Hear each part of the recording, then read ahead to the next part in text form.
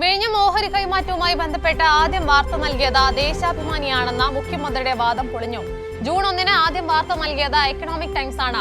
June 3 മാതൃഭൂമിയും വാർത്ത നൽകി. വസ്തുത ഇതാണെന്നിരിക്കെ ദേശാഭിമാനിയെ പഴി പറഞ്ഞ് തടിയൂരാനുള്ള മുഖ്യമന്ത്രി വി.ഡി. സതീശന്റെ ശ്രമം കൂടിയാണ് പാളിപ്പോയത്.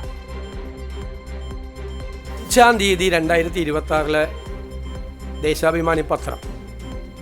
വിഴിഞ്ഞത്ത് വരും MSC ടെർമിനൽ. ഓഹരി വാങ്ങാനുള്ള ചർച്ച വേഗത്തിലാക്കി. ഇതായിരുന്നു വിഴിഞ്ഞം ഓഹരി കൈമാറ്റത്തെക്കുറിച്ച് ദേശാഭിമാനി വാർത്ത ചൂണ്ടിക്കാട്ടിയുള്ള മുഖ്യമന്ത്രിയുടെ പ്രതികരണം. എന്നാൽ മുഖ്യമന്ത്രി സതീശൻ പറഞ്ഞത് പച്ചക്കള്ളം എന്നതിന് തെളിവാകുകയാണ് ഈ മാധ്യമ വാർത്തകൾ. ദേശാഭിമാനിയിൽ വാർത്ത വരുന്നതിന് 4 ദിവസം മുൻപ്, അതായത് ജൂൺ 1 എക്കണോമിക് ടൈംസ് ആണ് വിഴിഞ്ഞം ഓഹരി കൈമാറ്റത്തെക്കുറിച്ചുള്ള വാർത്ത ആദ്യം റിപ്പോർട്ട് ചെയ്തത്.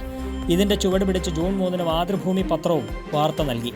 അദാനി കമ്പനിയിൽ MSCക്ക് ഓഹരി പങ്കാളിത്തം പരിഗണനയിൽ എന്ന തലക്കെട്ടോടെയായിരുന്നു വാർത്ത പ്രസിദ്ധീകരിച്ചത്.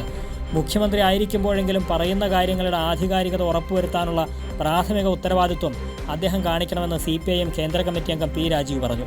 മുഖ്യമന്ത്രി ആയിരിക്കുമ്പോഴെങ്കിലും പറയുന്ന കാര്യങ്ങളുടെ ആധികാരികത ഉറപ്പുവരുത്താനുള്ള പ്രാഥമികമായ ഉത്തരവാദിത്വം ഭരണഘടനാപരമായി തന്നെ.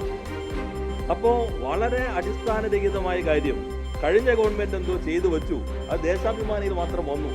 അപ്പോൾ അത് ആ രൂപത്തിൽ അവതരിപ്പിച്ചതിന് വേണ്ടിയാണ്.